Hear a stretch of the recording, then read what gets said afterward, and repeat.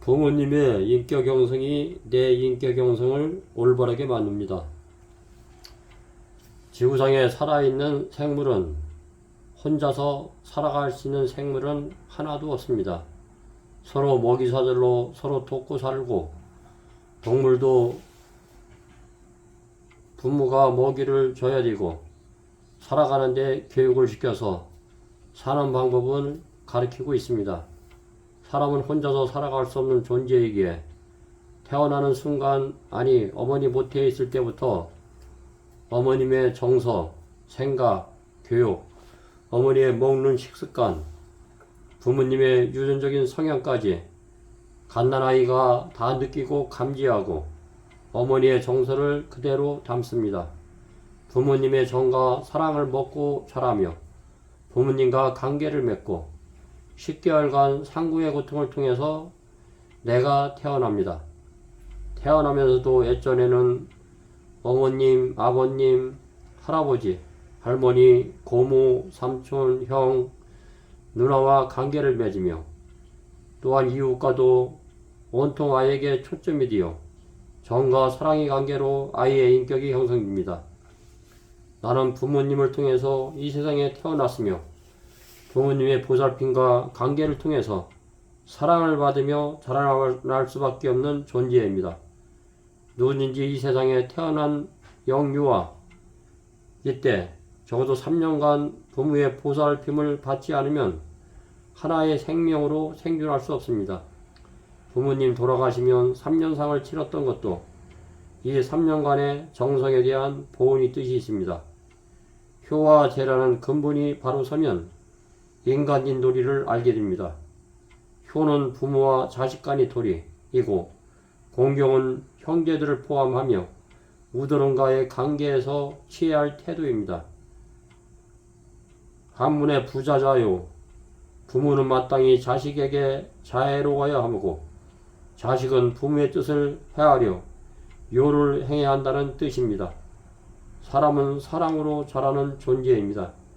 가정에서 부모와 사랑과 자애로움을 느끼면서 인간에 대한 신뢰가 형성됩니다. 중자효경, 나의 자식은 나의 거울이다. 나의 온몸은 부모로부터 받은 것이기에 조금도 훼손하지 않고 보존하는 것이 효도의 시작이며, 출세하며 발언들을 행하고 후세까지 이름을 드러냄으로써 부모를 드러내는 것이 효도의 끝입니다. 효는 머리로 접근하기보다는 마음으로 접근해야 합니다. 효는 효도, 효성, 도라는 의식의 표현이 자식으로서 부모의 존재를 인정하지 않는 것은 곧 나라는 존재의 근본적인 부정행위입니다. 부모와 자식은 하늘이 맺어준 관계이고 자연성과 본능에 기초해 하는 관계입니다. 정여군 선생은 강준 유배 생활 18년간 효는 성실과 정성으로 모셔야 한다. 효는 물질적 봉양의 풍요로움이 아니라 진실한 속마음에 기초해서 내 형편에서 할 수 있는 사랑의 행위이다. 부모에게 효도하고 형제 간의 우애로움을 실천하는 것이 진정한 정치의 첫걸음이기도 합니다. 부모와 자식은 내 몸을 통하여 이 땅에 나 또한 다른 나이입니다. 자식에게 부모는 나를 이 땅에 있게 한 또 다른 나이며, 형 또한 나와 같은 부모에게서 나보다 먼저 난 또 다른 나이입니다. 그래서 부모는 자식이라도 병이라도 잃으면 자신이 아픈 것이 상으로 괴로워하며, 당신이 몸이 상하는 것은 잊은 채 자식을 간호하며 밤을 지새웁니다. 부모는 자신의 맛있는 음식을 먹기보다는 자식이 맛있게 먹는 모습을 보면서 더욱 기뻐합니다. 이것이 곧 자식에 대한 부모의 사랑이며 하늘이 맺어준 천륜에 마땅하며, 오래 사시는 것과 부모님의 연세를 기억하며 노시돼가는 것을 걱정해야 합니다. 성경 말씀에는 내 부모를 공경하라고 했습니다. 성경의 10계명의 첫째 계명과 넷째 계명까지 하나님과 우리의 관계의 경배를 드리고 하나님을 사랑하고 다섯째 계명에서 열 번째 계명은 내 부모를 공경하고 내 이웃을 사랑하라는 계명입니다. 하나님을 사랑하면 내 부모를 공경하고 내 이웃을 대문같이 사랑할 수 있습니다. 우리는 피조물이고 불완전하고 죄인이기에 우리를 조성하시고 창조하신 하나님의 사랑을 매 순간 성경의 교훈을 통하여 말씀을 먹어야 부모님께 효도하고 동기관을 공경하고 우애하며 더불어 내 이웃을 사랑할 수 있습니다. 핵가족 제도로 효, 충효, 상강우륜 교와의 관계를 소홀히 하는 것 같습니다. 유교 사상에도 부모님 돌아가시면 3년상을 했습니다. 그만큼 국진이 부모님께 효도하며 부모님 돌아가시고도 나를 기르신 그 큰 은혜와 부모님 영유아기에 3년 동안 나를 보살폈기에 나는 죽은 존재이기에 3년상을 치르는 것입니다. 오늘날의 현실은 부모님 나몰래라 버리는 실정이고 서로 안 모시려고 하니 살아계실 때 부모님께 효도하시고 부모님 모시고 사십시오. 부모님 돌아가시면 평생 마음의 아픔을 안고 살 것입니다.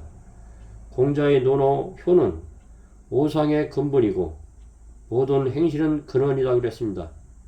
효도하면서 어지르지 않은 자가 없고 효도하면서 외롭지 않은 자가 없고 효도하면서 무례하고 무지하고 신의가 없는 자가 없습니다. 군주를 섬김에 충성으로 하고 형을 섬김에 공경으로 하고 백성을 다스림에 사랑으로 하고 어진 자를 보살핌에 자애력으로 할 것이니 한번 효가 정리되면 모든 선이 이로부터 말미암습니다. 효는 행실의 근본입니다. 또한 인간관계의 출발점입니다.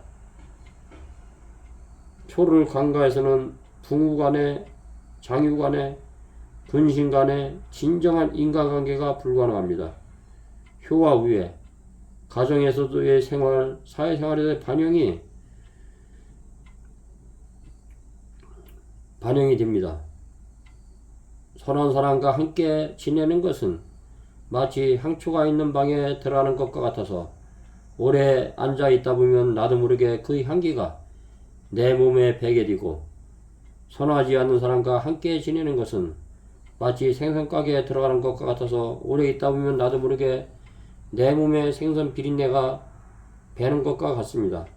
배우기를 좋아하는 사람과 함께 생활하는 것은 마치 안개와 이슬 속을 가는 것과 같아서 내 옷이 직접 젖지 않더라도 축축하게 되고, 무식한 사람과 함께 생활하는 것은 마치 뒷간에 앉아있는 것 같아서 그 오물이 내 옷을 직접 더럽히지 않더라도 내 몸에 그 냄새가 배게 됩니다.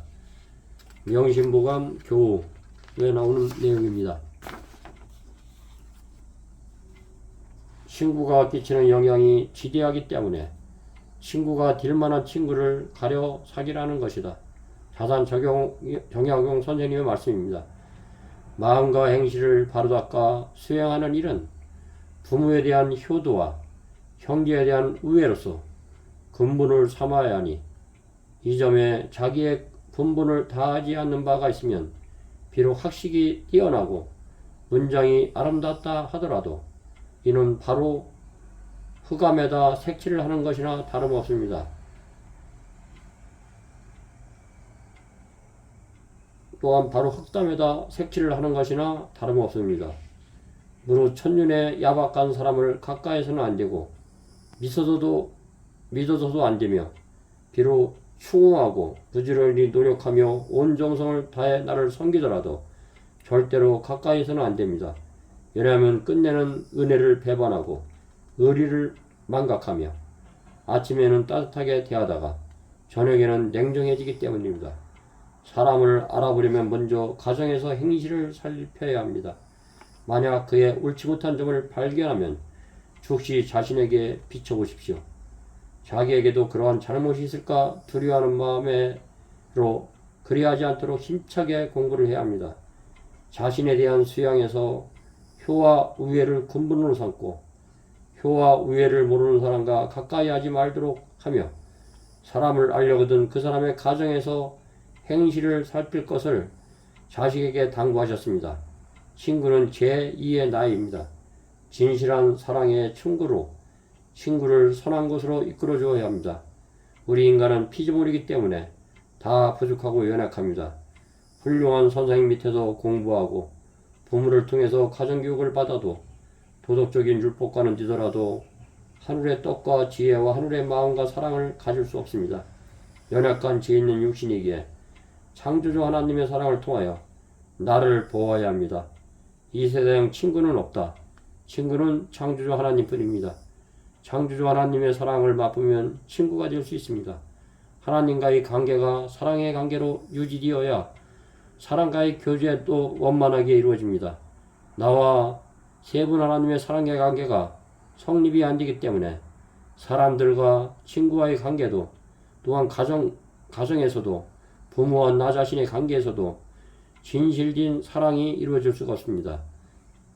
세 부류의 친구가 있습니다. 좋은 친구, 나쁜 친구, 정직한 사람과 사귀고 신의가 있고 성실한 법과 사귀며 해가 되는 친구는 정직하지 않으면서 남이 비유를 맞춰 알랑거리는 친구, 유순한 듯 하면서 아첨만 잘하고 성실하지 않은 법, 심지가 바르지 않고 말만 잘 들러대는 법과 사귀면 나에게 해가 됩니다. 손자사무, 겉과 속이 달라서 정직하고 성실한 것과는 거리가 먼 친구입니다. 친구를 통해서 교화되고 선량해 줄 수도 있지만 나쁜 일에 물들일 수 있습니다. 수양과 단점을 보완하려는 노력, 사물일지라도 나의 포지티브입니다. 대나무는 절개를 얘기합니다. 부드러움은 지혜로움을 배우고 거울을 통해서는 객관적으로 보려할 수도 있고 설거지를 통해서 자신의 마음의 때를 닦아낼 수 있습니다. 벗은 나에게나 나름대로의 의미 있고 교류의 대상이며 때로는 훈모의 존경의 대상이 될 수도 있습니다. 나의 결점을 보완하고 나의 특성과 인품을 수용할 수 있게 해주는 대상은 모두 다 벗이 될 수 있습니다. 내 주변에도 내가 벗할 만한 존재는 얼마나든지 있습니다. 다만 내가 순수하게 다가가서 마음을 열어야만 그 벗할 만한 존재를 찾을 수 있습니다. 프랑스 계몽과 볼데르는 우정에 다른 목적이 침투하면 우정은 그 즉시 퇴색하고 맙니다. 우정은 상호 교류가 가능한 지극히 평범한 관계를 말합니다. 그러므로 자식이 부모를 존경하는 마음은 우정이라 할 수 없다. 부모와 자식은 평등한 관계가 아니기 때문에 우정의 교류가 불가능한 것입니다. 아버지는 아이에게 마음속에 간직한 고민을 말할 수 없고 아이도 아버지의 채통을 생각해 아버지의 잘못을 고쳐줄 수 없습니다. 부자지간에는 우정에서 매우 중요한 평등의 원칙에 지켜지지 않습니다. 애정 역시 우정이 아닙니다. 애정은 변화무쌍한 감정으로 또한 열광적이고 충동적입니다. 애정은 냉정과 열정 사이를 오가며 둘을 하나로 묶어두려 합니다. 하지만 우정은 평화롭고 온건하며 냉정하고 침착하며 오래도록 변하지 않습니다. 우정은 유쾌하고 고생하며 상대를 난처하게 하거나 고통스럽게 하지 않습니다. 우정은 우리의 정신과 마음을 정화해 주어 우리를 더욱 발전하게 합니다. 만약 누군가 억지로 나에게 왜 그를 좋아하지 않느냐고 묻는다면 나는 정확히 말하기 어려울 것입니다. 단지 그 사람이 나니까 말할 수밖에 없습니다. 우리는 서로 사랑할 수밖에 없는 공동체입니다.